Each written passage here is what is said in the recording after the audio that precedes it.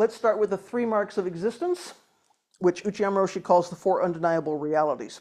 So there is more than one version of this teaching in the Buddhist tradition. Sometimes this is a list of 3, sometimes this is a list of 4, sometimes it's the 4 seals. You will find it under more than one name. It really depends on the context. It depends on which part of the Buddhist tradition you are looking at. So Uchiyama Roshi talked about 4, so I'm going to talk about 4 now. We'll use that version here, but just be aware there are others. So if you're looking for more information or for background or for context, you might be looking for 4 seals, you might be looking for 3 marks of existence, other things. So it is said that if a teaching contains these 4 seals, then it's a real Buddhist teaching. So this is a bit like a signature stamp or a trademark, right? If it's about these 4 teachings, then it's a real Buddhist teaching. So of course, like many other sets of teachings in Buddhism, the 4 seals themselves are not actually separate. Provisionally, we give them names, and we talk about each one, but really they arise and function together. So we just need to bear in mind. The divisions are a bit provisional. So the first one is impermanence. Everything changes, and everything causes everything else to change. So this constant arising and developing and changing and perishing, right? So impermanence, things are changing all the time. So Buddha taught that all conditioned things, which are things that arise because of karmic causes and conditions, all conditioned things are constantly arising and falling away. There's a constant change. So they're constantly changing in big, noticeable, kind of gross ways, and are also changing in very subtle ways that we might not even notice. So when you hear things like mountains are walking, and you just think, what the hell does that mean? Mountains are huge. They've been around for 1,000,000 years, and they're changing too, right? So everything is changing.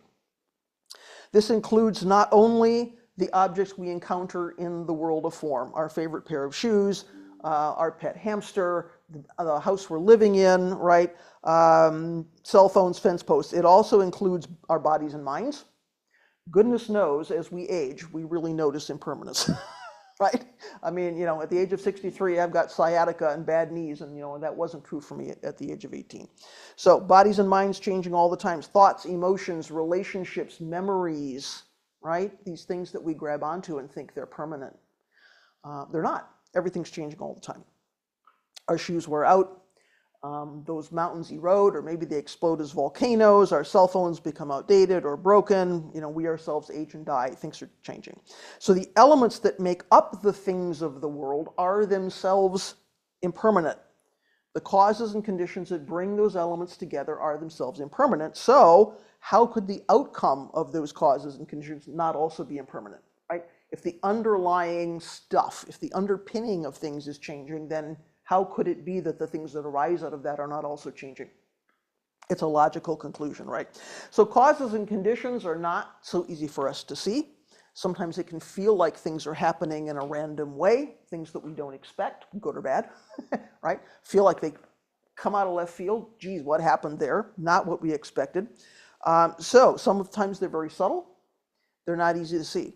Sometimes a cause or a condition happens back here and the outcome doesn't show up for 100 years. Most of us here probably had family who emigrated here at some point, unless we're 100% Native American, right?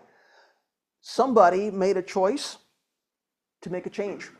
I've had family in this country from 400 years in New England, and I've also had the latest wave came in probably 100 years ago, right? Somebody made a choice to do something. How different would my life be if someone had done something just this much different 100 years ago or 400 years ago, right? So causes and conditions, not always obvious. They are deeply interconnected across space and time. So there could be a lot of space or a lot of time, right, between causes and conditions and the things that we notice or the things that we see. So it could be geography, it could be time, diachronic or synchronic, right? So this is where we start to talk about things like faith. And people can become kind of uncomfortable in the world of North American Soto Zen when we talk about faith, because that feels like, oh, that's superstition and fairy tales and a lot of stuff. You know, we sort of have to take on faith that causes and conditions actually are in motion. They actually are, you know, happening, because we don't always see what the causes and conditions are, and we don't always see what the outcome is. So we know deep faith in cause and effect is one of the main themes of Dogen's teachings. And if you want to delve into that, you can look on Sanshin source. There's teachings about that, right? So the elements that make up the world are impermanent. The causes and conditions that bring them together are impermanent. We really have to deeply understand impermanence in a non-intellectual way. What does that mean? We get on the cushion, right? We do some zazen. We do some practice. Because we need to understand it not entirely based on concept and theory and intellect, right? There's this little bit of faith in there that says, I can't see what's going on. I'm experiencing it, but this isn't always how we're going to figure that out. So in order to function in the world, we have to give names to things. We have to give attributes to things that we encounter because we need to work with them, function with them, right? That is reality. We also have to remember that those things are provisional, that the names and labels and expectations and characteristics and all of that relationship is provisional. It lets us do our bodhisattva work in this samsaric world of desire. But any boundaries that we set up around things are really our own ideas, right? The true nature of all things is complete emptiness, and we'll talk about emptiness in a minute, right? So if I want to give a name to something, that's my name for it. That's not intrinsic to that thing. I can call this thing a piece of paper, but that's my name for it, right? There's nothing about this that is a piece of paper. So just to bring all of that back together, all conditioned phenomena are subject to change or impermanence, right? Including physical characteristics, the qualities of something, our assumptions about it, our theories about it, our knowledge about it, ideas, memories, self-concept changes, right? There is nothing we can grab onto really that isn't changing. So nothing is permanent, because for something to be permanent, there has to be some underlying cause, condition, right, underneath it. And that isn't the way the world works. So, since all these causes and conditions are bound together, because we know they're all deeply interconnected, there can't be one single underlying, unchanging cause for things, right? Everything is arising, changing, perishing together, and this is the nature of reality. So this is the first of these four undeniable realities. Everything is impermanent. The second one is suffering. So suffering we began talking about last week when we talked about the Four Noble Truths. We want things to be other than they are, is the simple way that I summarize that, right? Things are a certain way, we want them to be other than they are. So Buddha's Four Noble Truths say, of course, this is a characteristic of the human condition, that we just want things to be different. We want things we don't have, we have things in our lives we don't want, we're worried about what's coming over the hill, right? We want things to be different. So if this is a characteristic of the human condition, which Buddha says it is, then in other words, it's one of the marks of existence, right? It's one of the four undeniable realities. We can't get away from it. We're caught up in desire, craving, attachment, grasping. This is what we do. But we've just talked about impermanence. These things we're grasping, clinging to, chasing after are themselves impermanent. So ultimately, they're not satisfying. Even when we get whatever that is, it's going to change or disappear or something. Even when right now we're running away from something, we've avoided it, but we know that thing's going to change and our situation is going to change. So in the midst of this constant changing, we have to look at that next to how we create suffering. Aha, there's something we need to see about the connection of those things. So we like to label everything we encounter as good, bad, indifferent, pleasant, unpleasant, neutral for me, right? This is all about the relation to self. Then we chase after the happy things, and we run away from the unhappy things. And we constantly want this world to be different. So yet, our suffering is of our own making. I want things to be different, but I can shift my thinking about that, right? So I have some agency over my own suffering. So we can choose another path, right? We can still function in this world. We can still live comfortably, dealing with things, getting things, losing things. We can do all of that and still not get stuck. So this teaching is not saying we can't own anything, we can't enjoy anything, we can't have friends or pretty clothes or a nice house or something. This teaching is not saying that. It's saying, are we stuck on it, right? What is our relationship with that, and is it healthy or not? Are we creating suffering about that? Okay, we've talked, since last time we talked about suffering, I'm not going to dwell on that. I think probably everyone gets it. Next one is no self. There is no self, and that can feel like a surprising teaching. What do you mean there's no self? I'm sitting right here. So this thing we call me or self is nothing but a temporary collection of elements. Sometimes we call these things skandhas, right? So just like everything else, this is temporary. So On your handout, I don't know if I listed the 5 skandhas. Looks like I may not have. So, form. First one is form, right? This is the physical body. Things take some physical form. Feeling or sensation, right? This is the raw physical emotional data that comes up when we have contact through our 6 senses with things in the world, right? This is where we decide this is pleasant, this is unpleasant, this is neutral, this is good, bad, indifferent for me, right? Form and feeling. Next one is perception. So this is the mental process that starts happening as soon as there's sensation, as soon as we have some sense contact with something, right? Then we start having thoughts, we start writing stories, we say, oh, this reminds me of something else, we've got memories, ideas, right? Fourth one is formation. So this is the mental construct that happens with our mind when we decide to do something with that perception. This thing is good, bad, indifferent for me, and now I'm going to do something about that, right?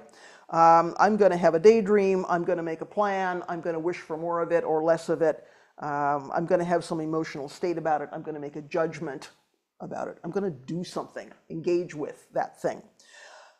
Fifth one is consciousness, so our sense of sort of continuous self-awareness, right? Somehow this self, these 5 skandhas, the way Soto Zen describes this is he says 5 skandhas cling to 5 skandhas. 5 skandhas believe they are an independent, permanent self.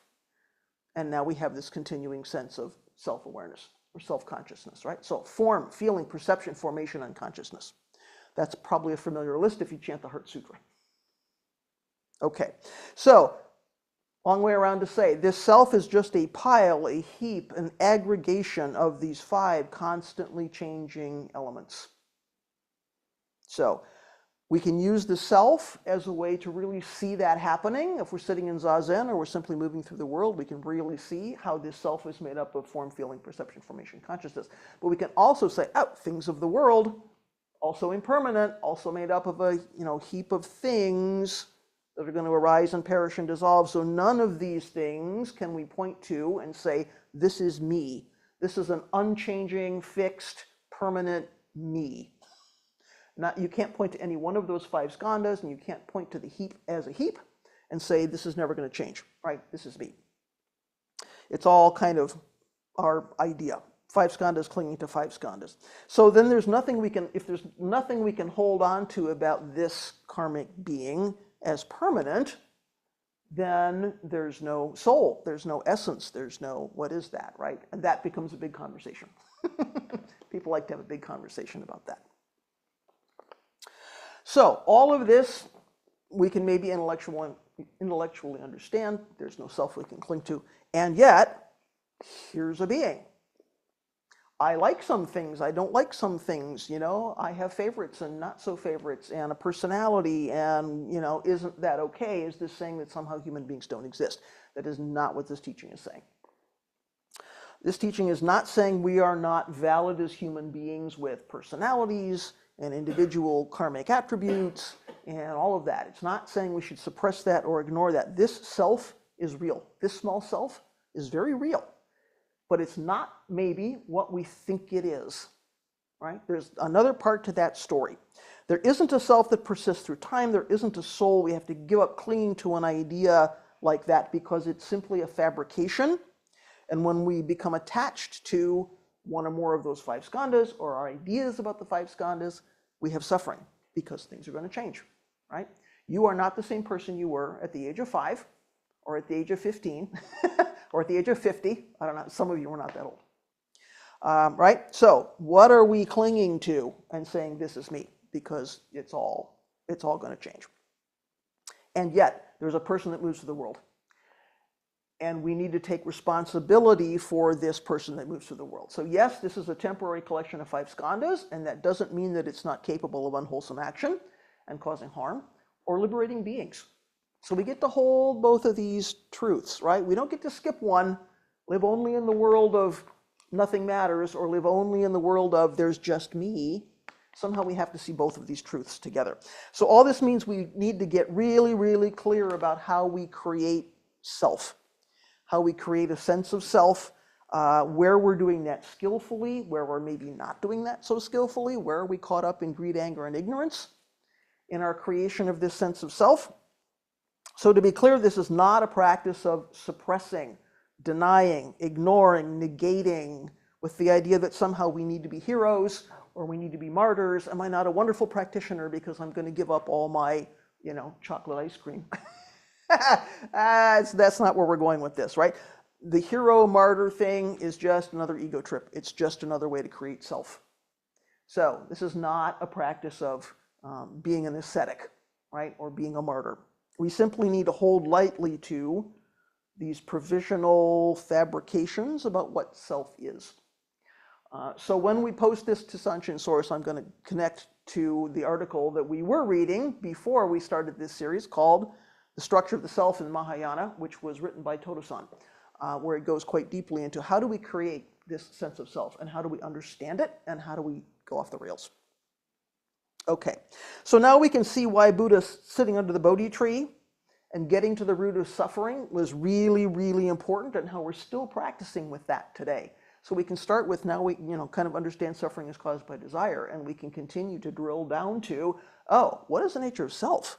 What is that about? It's not even permanent and something we can grasp. And yet look at the decisions we make and the actions we take based on some sense of self.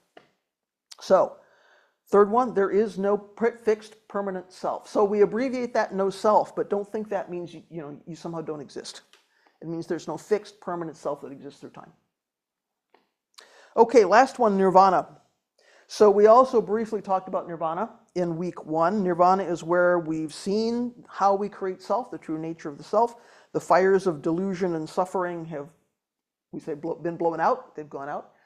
And we've stopped creating the kind of conditions for continuing suffering, continuing rebirth in a world of suffering or a realm of suffering. So when we see these 3 or 4 marks with wisdom, with compassion, we turn away from suffering kind of naturally. We turn toward nirvana sort of naturally because our wisdom says, oh, clinging to that stuff doesn't work. It's not the way reality actually functions. And as long as we're out of alignment with that, we're going to create suffering, right? So nirvana kind of happens naturally. So because we're limited human beings, we have confusion, we have misunderstanding about these 3 marks. We continue to live in samsara. But we saw week 1, the third noble truth is it's possible to liberate ourselves from suffering, and that is the reality of nirvana. So that is why this is one of the 4 undeniable realities. Nirvana is a thing. We can do it. We have some agency. It is possible to break the grip of suffering and to release ourselves from that. So we'll spend more time on nirvana next week, but we included in the list for today. So that is a quick overview of 3 marks of existence, or 4 undeniable realities.